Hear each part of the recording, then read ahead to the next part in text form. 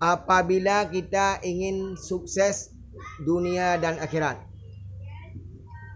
maka muliakanlah orang tua selagi masih dia hidup di dunia. Kalau dia sudah kembali ke hadirat Allah, maka ziarah kuburannya, ziarah makamnya.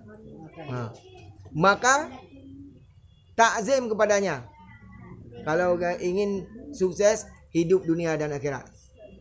Menyo katanya ingin sukses hidup katanya, udip katanya, maka diarahi kuburannya.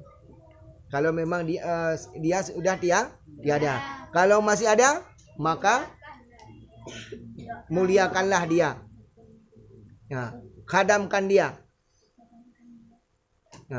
Maka dengan hal yang demikian kita akan hidup dunia dan akhirat akan sukses. Dan sering-seringlah baca doa untuknya.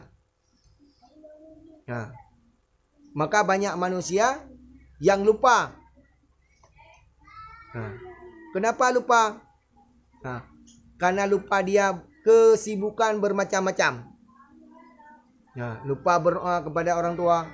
Padahal doa tersebut, dengan dia sering membaca doa tersebut, maka dia akan sukses dunia dan akhirat.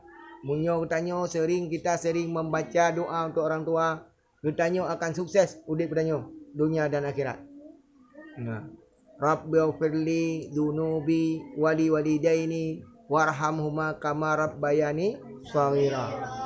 Maka doa itu selalu kamu baca untuk orang tua.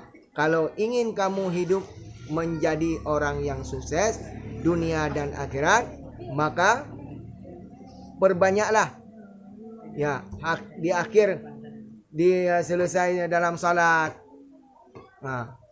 dia dah sembahyang, baca doa kurunci. Maka akan sukses hidup kita. Akan sukses udip kitanya, menyo kitanya tatim baca doa kurunci. Khadam kepada orang tua, muliakanlah dia.